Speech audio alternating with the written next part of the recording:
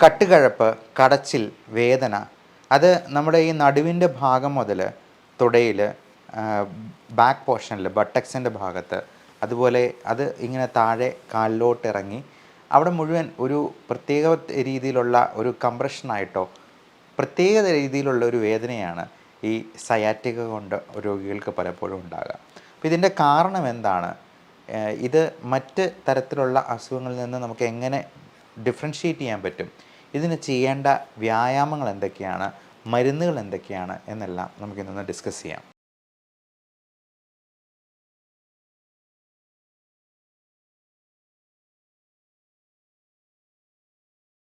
നമസ്കാരം, ഞാൻ doctor Bibin Jose, Pulmo medical centre, Pala, Kanjirappally and Sulthan Bathery. ഈ സയാറ്റിക്ക എന്ന് പറയുന്നത് ഒരു നെർവ് കംപ്രഷനാണ് എന്നുള്ളത് ഞാൻ ആദ്യമേ പറഞ്ഞു കഴിഞ്ഞു. പലപ്പോഴും ഈ നെർവ് കംപ്രഷൻ അല്ലെങ്കിൽ ഡിസ്ക് പ്രൊലാപ്സ് എന്നൊക്കെ പറയുന്നത് പല ആൾക്കാരിലും എനിക്ക് ഡിസ്കിൻ്റെ പ്രശ്നമാണ് എന്ന് പലരും പറയാറുണ്ട്. എന്നാൽ ഇതെന്താണ് എന്നുള്ളത് നമ്മളൊന്ന് മനസ്സിലാക്കിയിരിക്കണം.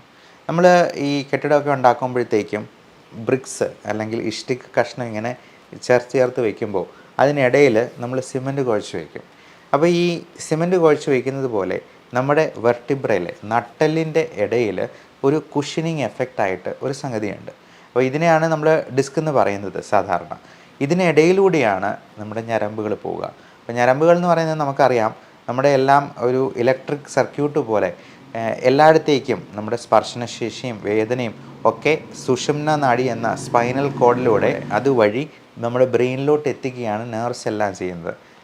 അത് നേർവ്സിന് ഞരമ്പുകൾ എന്ന് നമ്മൾ സാധാരണ പറയുമെങ്കിലും ഞരമ്പ് എന്ന് പറയുന്നത് വാസ്തവത്തിൽ ബ്ലഡ് വെസൽസ് ആണ്. നേർവ്സിന് യഥാർത്ഥമായിട്ടുള്ള മലയാള വാക്ക് നാഡികൾ എന്നുള്ളതാണ്. നാഡീവ്യൂഹമാണ് നമ്മുടെ ശരീരത്തിലെ ഇലക്ട്രിക്കൽ സർക്യൂട്ട് എന്ന് പറയാം. എന്നാൽ പലപ്പോഴും ഈ നാഡീവ്യൂഹം ഇലക്ട്രിക്കൽ സർക്യൂട്ട് തകരാറിലാവുമ്പോഴേക്കും ആവശ്യമില്ലാത്ത വേദനകളും കട്ടുകഴപ്പും കടച്ചിലുമൊക്കെ പലപ്പോഴും നമുക്ക് പൊങ്ങി വരാറുണ്ട്. അപ്പോൾ ഈ പ്രധാനമായിട്ടും L4, L5 എന്ന് പറയുന്ന വെർട്ടിബ്ര, അത് ലംബാർ വെർട്ടിബ്ര എന്ന് പറയും. S1, S2, S3 അങ്ങനെ സേക്രൽ വെർട്ടിബ്രയുണ്ട്. അപ്പോൾ അതുപോലെ തന്നെ കഴുത്തിൻ്റെ ഭാഗത്തുള്ള സെർവിക്കൽ വെർട്ടിബ്രയുണ്ട്. അപ്പോൾ ഇതിനിടയിൽ എവിടെ വേണമെങ്കിലും ഈ ഞരമ്പുകൾ കംപ്രസ്ഡ് ആകാനുള്ള സാധ്യതയുണ്ട്. അതിന് പല കാരണങ്ങളായിരിക്കും പലപ്പോഴും. അപ്പോൾ ചിലർക്ക് അത് വീഴ്ചയിൽ പറ്റുന്ന ഒരു എന്തെങ്കിലും ക്ഷതമായിരിക്കാം, അല്ല എന്നുണ്ടെങ്കിൽ അവരുടെ പോസ്ചറിൻ്റെ പ്രത്യേകത ഉണ്ട്. പ്രത്യേകിച്ചും ഇപ്പോൾ IT പ്രൊഫഷണൽസൊക്കെ ഒരേ ഇരിപ്പിൽ തന്നെ കമ്പ്യൂട്ടറിൽ തന്നെ നോക്കിയിരുന്നുകൊണ്ട് ഉള്ള ജോലിയാകുമ്പോഴേക്കും പലപ്പോഴും ഈ പറയുന്ന സെർവിക്കൽ വെർട്ടിബ്രയുടെ ഇടയ്ക്കുള്ള ഡിസ്ക് പ്രൊലാപ്സ് ഉണ്ടാകാം. അതുപോലെ ഈ ലോവർ ബാക്ക് ഏക്ക് എന്ന് പറയുന്ന ലംബോസേക്രൽ ആയിട്ടുള്ള ഏതെങ്കിലും ഡിസ്കുകളുടെ പ്രൊലാപ്സ് ആകാം. അപ്പോൾ അങ്ങനെയൊക്കെ വരുമ്പോഴേക്കും ഈ ഡിസ്ക് ഇങ്ങനെ രണ്ടും യോജിച്ചിരിക്കുന്നതിന് പകരം അങ്ങോട്ടോ ഇങ്ങോട്ടോ അല്പസ്ഥാനചലനമൊക്കെ ഉണ്ടാകാം. അതിനിടയിലൂടെ പോകുന്ന നാഡികൾക്ക് പലപ്പോഴും ക്ഷതമുണ്ടാകാം. ഈ കംപ്രഷനിൽ നിന്നാണ് ഈ ഞരമ്പ് സംബന്ധമായിട്ടുള്ള വേദനകളെല്ലാം ഉണ്ടാകുന്നത്. ഈ നാഡികളെ നമുക്ക് ഒരു തൊട്ടാവാടി ചെടി പോലെ ഉപമിക്കാം. അതിനെ ഒന്ന് തൊട്ട് കഴിഞ്ഞാൽ ആവശ്യമില്ലാതെ അതിനെ ഒന്ന് തൊടുന്നത് പോലും അതിനിഷ്ടമല്ല എന്നുള്ളതാണ്.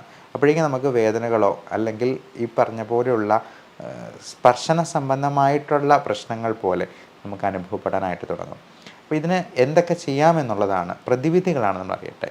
അപ്പോൾ പലപ്പോഴും ഇതിന് നമ്മൾ പല രീതിയിലുള്ള എക്സസൈസുകളും മരുന്നുകളും ഒക്കെ കൊടുക്കാറുണ്ടെങ്കിലും നമ്മൾ ഇതിന് വെയിറ്റ് റിഡക്ഷൻ എന്ന് പറയുന്ന സംഗതിയാണ് ഏറ്റവും അവസാനം ഒരൊറ്റമൂലിയായിട്ട് എല്ലാ ഡോക്ടർമാരും തന്നെ പറയാനുള്ളത്.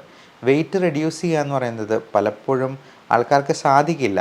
എന്നാൽ നമ്മൾ ചെറിയ എക്സസൈസുകൾ കുറേ പ്രാവശ്യമായിട്ട് റിപ്പീറ്റ് ചെയ്യുന്നത് വഴി നമുക്ക് വെയിറ്റ് കുറയ്ക്കാനായിട്ടും സാധിക്കും, ഇങ്ങനെയുള്ള പ്രശ്നങ്ങൾ മാറ്റാനായിട്ടും സാധിക്കും.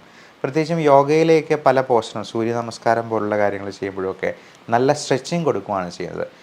ഇങ്ങനെയുള്ള ഡിസ്ക് പ്രൊലാപ്സ് പോലുള്ള കാര്യങ്ങളിലൊക്കെ നമ്മൾ കൂടുതലായിട്ടും സ്ട്രെച്ചിങ്, കോബ്ര പോസ്റ്റർ എന്ന് പറയുന്ന നമ്മൾ പുഷപ്പ് ചെയ്യുന്നത് പോലെ തന്നെ പണ്ട് ആൾക്കാർ കസർത്ത് എന്ന് പറയുമായിരുന്നു. അപ്പോൾ കോബ്ര ഈ മൂർഖൻ പാമ്പ് നിൽക്കുന്നത് എങ്ങനെയാണ്, നേരെ ഇങ്ങനെ നിൽക്കുമല്ലേ, ഇതുപോലുള്ള ആ ഒരു പൊസിഷൻ മെയിൻറ്റെയിൻ ചെയ്ത് നല്ല സ്ട്രെച്ചിങ് കൊടുക്കുന്നത് വഴി തന്നെ നമുക്ക് നമ്മുടെ വെർട്ടിബ്രൽ പ്രൊലാപ്സ് കുറേയധികം മാറ്റാനായിട്ട് പറ്റും. അതുപോലെ ട്രാക്ഷൻ കൊടുക്കുക, വെയിറ്റ് ഇട്ട് കിടത്തുക, അതെല്ലാം നമ്മുടെ ഈ പറയുന്ന സ്ഥാനചലനത്തെ ഒന്ന് കറക്റ്റാക്കാൻ വേണ്ടിയാണ് ചെയ്യുന്നത്. ഇനി പലപ്പോഴും പല മറ്റ് അസുഖങ്ങളിൽ നിമിത്തം അതിൻ്റെ കോംപ്ലിക്കേഷൻസ് ആയിട്ട് ഇതിനോട് കൂടുതൽ റിസ്കി ആയിട്ടുള്ള ആൾക്കാരുണ്ട്. ഏറ്റവും പ്രധാനമായിട്ടുള്ളത് ഡയബറ്റിസ് ആണ്. ഡയബറ്റിസ് ഉള്ള 50 വയസ്സ് കഴിഞ്ഞുള്ള സ്ത്രീകളാണെന്നുണ്ടെങ്കിൽ പ്രത്യേകിച്ചും അവർക്ക് ഓസ്റ്റിയോ ആർത്രൈറ്റിസും ഓസ്റ്റിയോപോറോസിസും ഒക്കെ, അതായത് എല്ലുകളുടെ ബലക്ഷയം ഉണ്ടാകുന്ന, അതിൻ്റെ ആ ഒരു ഡെൻസിറ്റി കുറഞ്ഞു പോകുന്ന അവസ്ഥ ഉണ്ടാകാൻ സാധ്യതയുണ്ട്. അപ്പോൾ അങ്ങനെയുള്ളവർ തീർച്ചയായിട്ടും അത് ഏറ്റവും നല്ല രീതിയിൽ കൺട്രോൾ ചെയ്യാനായിട്ട് ശ്രദ്ധിക്കുക. പ്രത്യേകിച്ചും diabetes, hyper tension, obesity, PCOD തുടങ്ങിയവയെല്ലാം ഫാറ്റി ലിവറിൻ്റെ കൂടെ ഒരു പാക്കേജായിട്ട് വരുന്ന ഒരു സംഗതിയാണ്. അപ്പോൾ ഇന്നെയെല്ലാം നമ്മൾ തുടക്കത്തിലേ തന്നെ വെയിറ്റ് കൂടി തുടങ്ങുന്നു എന്ന് കാണുമ്പോൾ തന്നെ നമ്മൾ ഡയറ്റിലും എക്സസൈസിനും വളരെയധികം സ്ട്രിക്റ്റായിട്ടും അതിൻ്റെ കൺട്രോൾ മെയിൻറ്റെയിൻ ചെയ്യണം. പ്രത്യേകിച്ചും മധുരം, ബേക്കറി, മൈദ ഇത് മൂന്നും തൊടില്ല എന്നുള്ളത് ശപഥം ചെയ്യണം. ധാന്യാഹാരങ്ങളാണെങ്കിലും, അത് അരിയാണെങ്കിലും ചപ്പാത്തി ആണെങ്കിലും മറ്റ് ധാന്യങ്ങളാണെങ്കിലും, അത് ഇപ്പോൾ കഴിക്കുന്നതിൻ്റെ പകുതിയായിട്ടെങ്കിലും കുറയ്ക്കുക. കഴിയുമെങ്കിൽ ഒരു ഗ്രെയിൻ ഫ്രീ ഡയറ്റ് സ്വീകരിക്കുക. അതായത് ധാന്യങ്ങൾ ഒട്ടുമില്ലാതെ നമുക്ക് പച്ചക്കറികളും അധികം മധുരമില്ലാത്ത പഴങ്ങളും ഇലക്കറികൾ, പ്രത്യേകിച്ചും മുരിങ്ങയില വെച്ചിട്ടുള്ള തോരൻ, നേരത്തെ ഒരു വീഡിയോയിൽ മൾബറി ഇല കൊണ്ടുള്ള തോരനെ കുറിച്ച് പറഞ്ഞിരുന്നു. അപ്പോൾ നമുക്ക് ഗ്രെയിൻ ഫ്രീ ഡയറ്റായിട്ട് നമുക്ക് ഒരു മാസത്തേക്കൊന്ന് നോക്കിയാൽ തന്നെ അതിൻ്റെ വ്യത്യാസം നമുക്ക് വളരെ വ്യക്തമായിട്ട് അറിയാം. ഇനി പ്രത്യേകമായിട്ട് മനസ്സിലാക്കേണ്ട ഒരു കാര്യം, പല ഇൻഫ്ലമേഷനും കാരണം നമ്മുടെ തന്നെ ഭക്ഷണത്തിലുള്ള അപാകതകളാണെന്നുള്ളതാണ്. ഐറ്റിസ് എന്ന് പറയുന്നത് ഇൻഫ്ലമേഷനെയാണ് സൂചിപ്പിക്കുന്നത്. നമുക്കറിയാം ഈ ഐറ്റിസ് ചേർത്ത് ഒരുപാട് അസുഖങ്ങളുണ്ട്.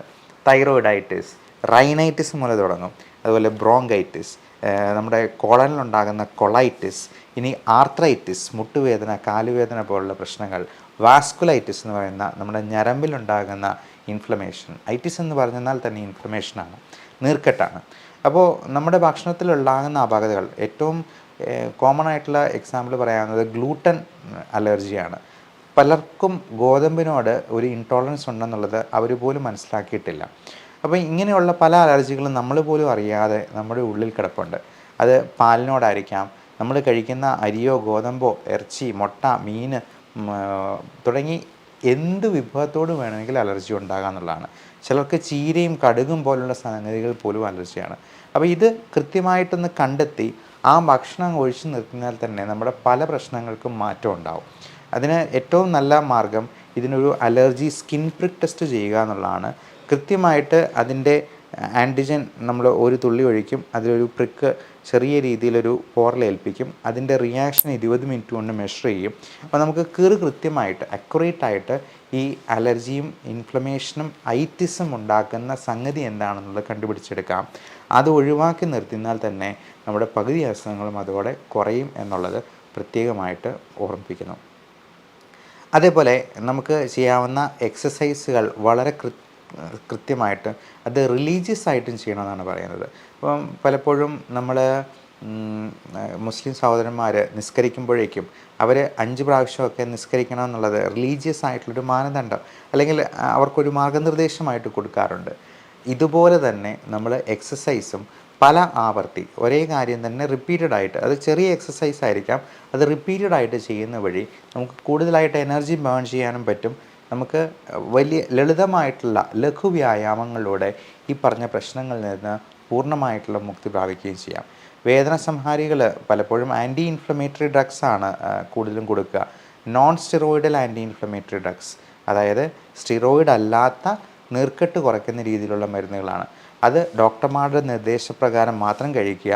കൂടുതൽ ഡോസിലോ കൂടുതൽ കാലത്തേക്കോ കഴിക്കുന്നത് നിങ്ങൾക്ക് ലിവറിനോ കിഡ്നിക്കോ ഒക്കെ പ്രശ്നമുണ്ടാക്കാൻ സാധ്യതയുണ്ട്. അതുകൊണ്ട് ഏറ്റവും നല്ല രീതിയിൽ ഫിസിയോതെറാപ്പിയും എക്സസൈസും നമ്മുടെ ഭക്ഷണ ക്രമീകരണവും വഴി ഈ ഒരു പ്രശ്നത്തിൽ നിന്ന് നമുക്ക് മോചിതനാക്കാനായിട്ട് പറ്റും. പിന്നെ ഈ ഹോട്ട് കംപ്രഷൻ, ചൂട് പിടിക്കുന്നതും ചൂടും തണുപ്പും മാറി മാറി ചെയ്യുന്നതുമൊക്കെ അതിനകത്ത് ഒരുപാട് നമുക്ക് വേദന കുറയ്ക്കാനായിട്ടും ഇൻഫ്ലമേഷൻ കുറയ്ക്കാനായിട്ടും സാധിക്കുന്നതാണ്. അതോടൊപ്പം ഏറ്റവും പ്രധാനപ്പെട്ട വൈറ്റമിൻസ് ആയിട്ടുള്ള വൈറ്റമിൻ D3, വൈറ്റമിൻ B12, മറ്റ് trace elements, calcium, magnesium, zinc, copper തുടങ്ങിയ മറ്റ് ഏറ്റവും പ്രധാനപ്പെട്ട കാര്യങ്ങളെല്ലാം നമ്മൾ സപ്ലിമെൻ്റ് ചെയ്യണം. ഇതിൽ മറന്നു പോകാത്തൊരു പ്രത്യേക കാര്യമാണ് വൈറ്റമിൻ ഇ. വൈറ്റമിൻ ഇ നമ്മൾ 400 മില്ലിഗ്രാമിൻ്റെ 2 നേരം വരെ കഴിക്കാവുന്ന ഡോസിൽ നമ്മൾ ചിലപ്പോൾ കൊടുക്കാറുണ്ട്. അത് മസിൽ പെയിനും ഇൻഫ്ലമേഷനും കുറയ്ക്കാനായിട്ട് ഏറ്റവും സഹായിക്കുന്ന ഒന്നാണ്. ഇതുകൊണ്ടൊന്നും യാതൊരു സൈഡ് ഇഫക്റ്റും ഇല്ല എന്നുള്ളതാണ് പ്രത്യേകമായിട്ടും പറയേണ്ടത്. നമ്മൾ വേദന സംഹാരികൾ ഒത്തിരി കഴിക്കുകയല്ല വേണ്ടത്.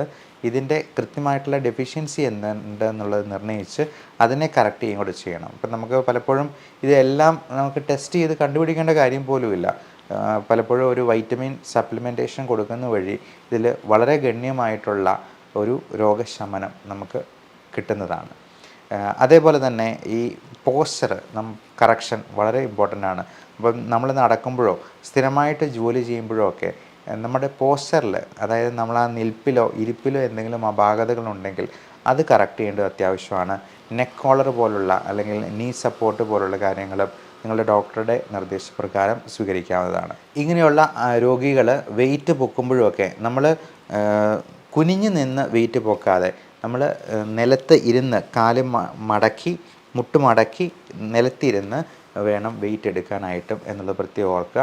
അങ്ങനെ ഒത്തിരി വെയിറ്റുകൾ എടുക്കേണ്ട ഒരു സാഹചര്യം ഉണ്ടെന്നുണ്ടെങ്കിൽ വേറെ ആരുടെയെങ്കിലും ഒരു സഹായത്തോടു കൂടി തന്നെ ചെയ്യുക. പ്രത്യേകിച്ചും പ്രായമായവരും 50 വയസ്സിന് ശേഷമുള്ള മറ്റു രോഗങ്ങളുള്ളവരും ഇങ്ങനെയുള്ള ആക്സിഡൻസോ കാര്യങ്ങളോ ഉണ്ടാകാതിരിക്കാൻ പ്രത്യേകം ഓർക്കണം. കാരണം ഇങ്ങനെയൊരു വീഴ്ച ഉണ്ടായി ഒരു ഫ്രാക്ചർ ഉണ്ടായെന്നാൽ ചിലപ്പോൾ നമ്മൾ മാസങ്ങൾ കിടപ്പിലായി പോകും. ചിലപ്പോൾ അത് തന്നെ നമ്മുടെ മരണകാരണത്തിലേക്ക് പോലും ആകാൻ സാധ്യതയുള്ള, ഇപ്പം അങ്ങനെ കിടപ്പിലായി പോയി കഴിഞ്ഞാൽ പിന്നെ ബെഡ് സോഴ്സായി അതിൽ നിന്നുള്ള കോംപ്ലിക്കേഷൻസായി അങ്ങനെ മരണത്തിലോട്ട് പോകുന്ന ഒരവസ്ഥ ചിലപ്പോൾ സംജാതമായേക്കാം. അതുകൊണ്ട് എല്ലാവരും അവരുടെ ആരോഗ്യം പ്രത്യേകമായിട്ട് സംരക്ഷിക്കട്ടെ. Love and regards, doctor Bibin Jose, Pulmo medical centre, Pala, Kanjirappally and Sulthan Bathery.